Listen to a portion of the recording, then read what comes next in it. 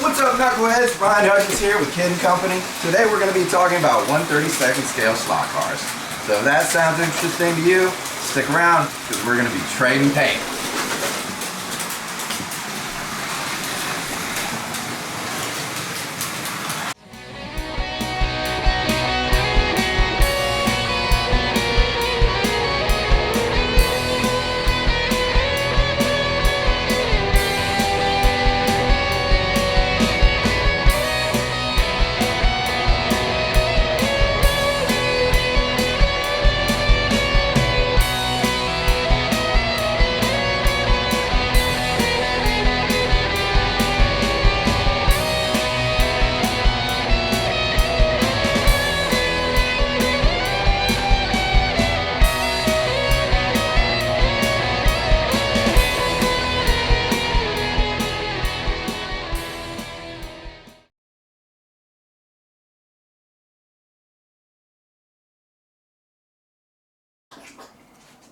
The digital chips, the brains behind the operation.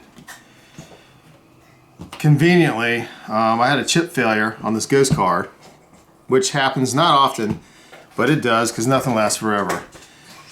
This is your standard Carrera Digital chip. They have different shapes and sizes based on the chassis that they go in. This is a really good example here of one. Here's a little LED. That's what communicates with the track. That sends a signal to the track to let it know to allow the car to change lanes. That's what that does. This switch you see here is real clever, actually.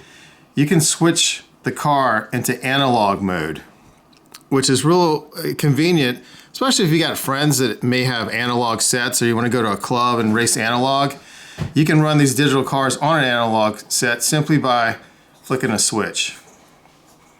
If I flip this over, it kind of looks like a tiny computer, because that's essentially what it is. So the signals delivered from the track through the pickups to the chip into this little digital brain, which is the thing that allows you to adjust the speed, the brakes, set it up as a ghost car, set it up as a pace car, and even turn the lights on and off. This chip controls all that, from the digital brain through the track rails to the chip. And that's basically what these chips do. And what makes these cars so cool, that you have all these options.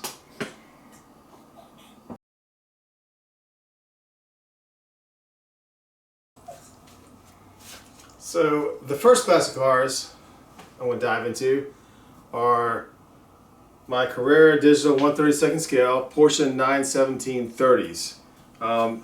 These are old school, long out of production from what I understand, and I always try to get groups of 4 when I'm collecting cars, because that way when I got human drivers coming over, if they're all the same, they should be equal performance wise. Makes it fair. But this was one of the first groups of cars I bought or collected, and I'm going to try to Frank's demanding some attention right now, so bear with me. Let's look at this one. What do you think, Frank? The only aftermarket thing I've done with any of these cars is I've put on rear polyurethane slicks made by a company called Paul Gauge Tires. I did leave the magnets in this group of cars because they're old and I wanted to be a little bit competitive, so I did that. And let's see how they look on the track.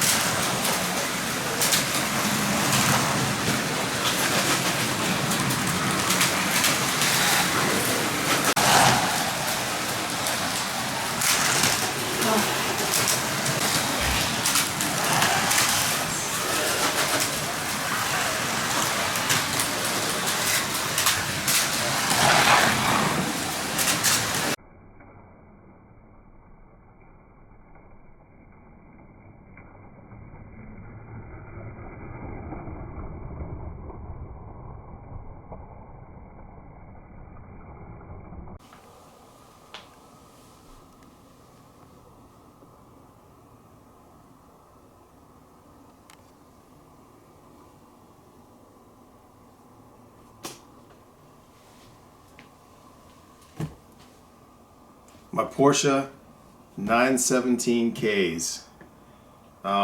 Near and dear to my heart. If anybody's seen the movie Le Mans starring Steve McQueen, you're probably going to recognize this car. This is probably my favorite all-time race car, and a lot of it probably has to do with the livery. The Golf livery. Classic in every way. These cars are so balanced that I took the magnets out of them. So much fun to drive. And you're going to see in the video where Ryan and Lea are putting them through their paces against some ghost cars, how they handle. A lot of drifting action, which is real cool. Really mimics the real thing. So, as with all my groups of cars, I got 4. And they're all beautiful. I love them. So, let's take a look at how they handle on the track.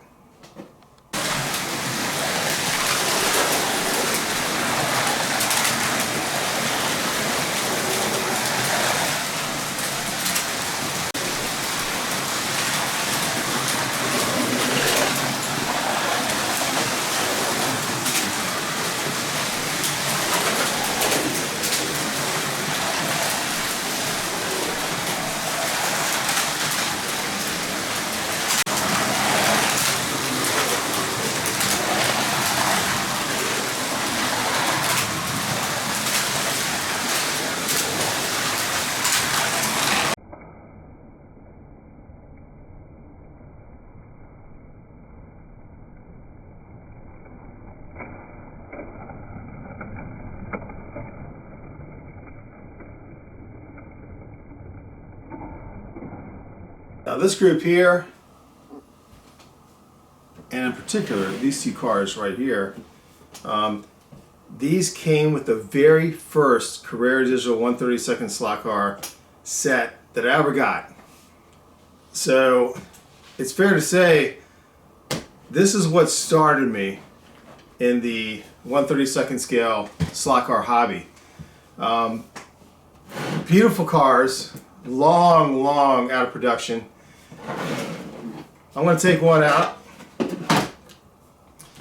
and like a lot of the human racing cars, which is to say I've got groups of cars that humans race, and of course I got ghost cars, but the cars that humans race I put on aftermarket rear slicks, and again these are Paul Gauge polyurethane slicks.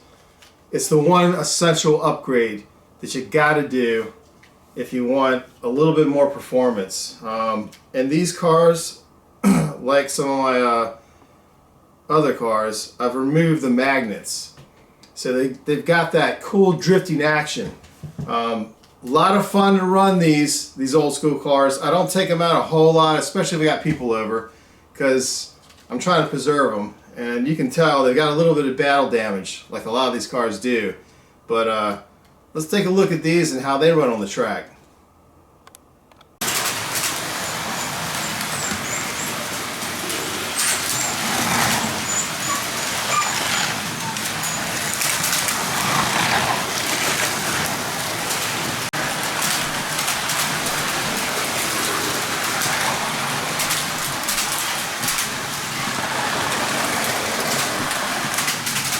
Oh, man.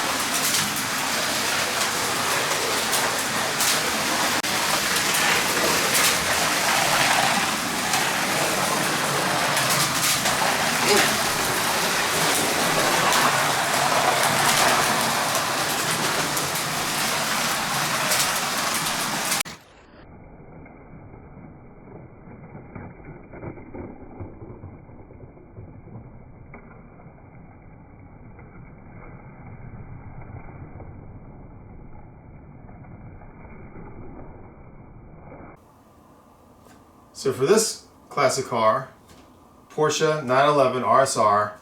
As you can see, I have 4 of them. And I want to do something unique. So I went with a World War II Warbird livery. And hopefully you can tell what they are. Over here, you got the Spitfire example. Next to Spitfire, you gotta have the Japanese Zero. And next to the Zero, the North American P-51. And it wouldn't be complete without an ME-109 in that early war livery with the yellow nose. So this classic car is really cool because it's very durable. The bodies are simple. Don't have a lot of little parts that can be broken or busted off. These things can be thrashed and crashed. So the perfect classic car to pull out whenever people come over and have small children or even adults that don't know what they're doing. These are the cars I'm going to bust out. So that's Frank and Joe going at it as usual. Anyway, let's see what Ryan and Lee can cook up against the ghost cars with these bad boys.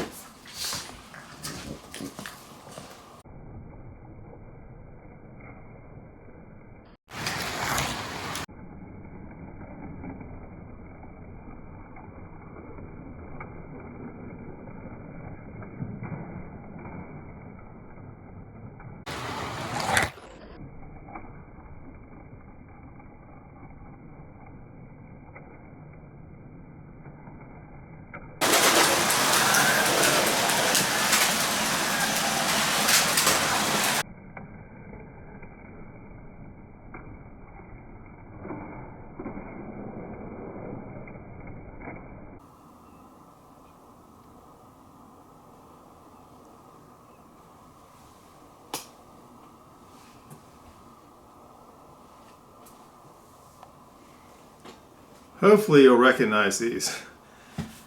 This was kind of, this is one of those projects I had to do.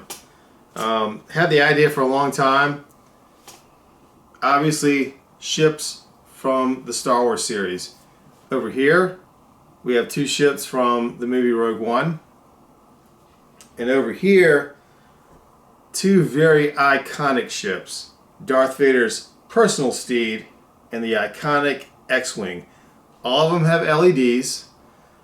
As you can see, I essentially put a black stage beneath them because I was hoping I would get sort of a levitating effect above the black track. You know, I tried to take as much away of the chassis as I could. And for the most part, I think I achieved that. They look great on the track, and anyone that sees them immediately recognizes it, obviously.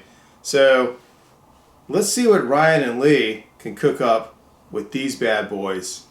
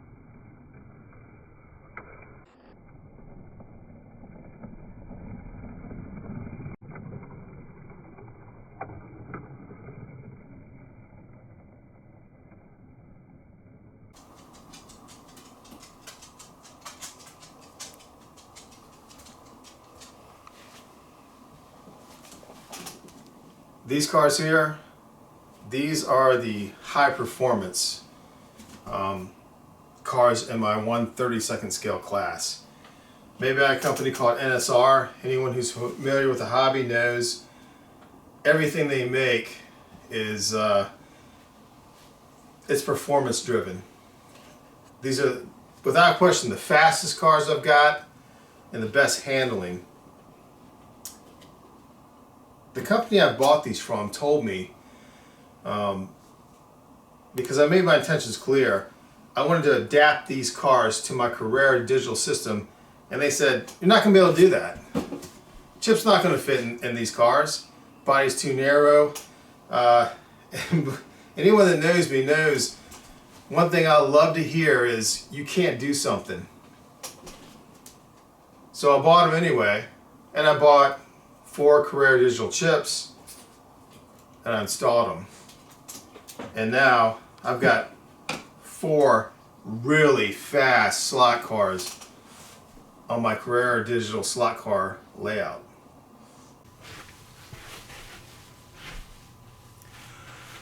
So I don't think Ryan and Lea have quite the chops to run these NSR cars around this track without turning them into like heat-seeking missiles. So I'm gonna go ahead and do a couple laps for you guys so you can see what their capabilities are.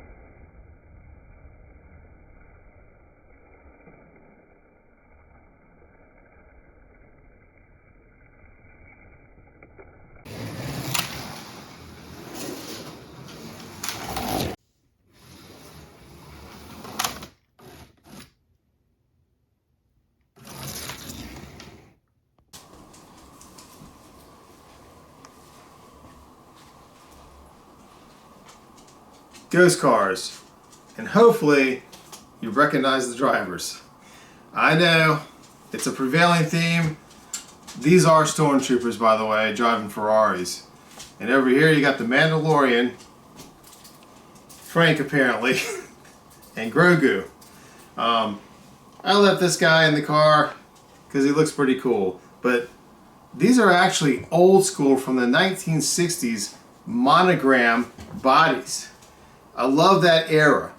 So essentially I took old school monogram bodies and I put them on Carrera Digital chassis, and the role of a ghost car is to make your life miserable if you're a human driver.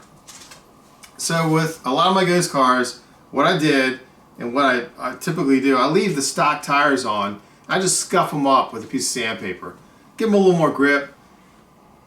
And more importantly, I leave the magnets in. And I do that because if they stick to the track, I can set the speed higher and they're going to make your life a little bit more miserable to run against. So that's basically what I do with all my ghost cars.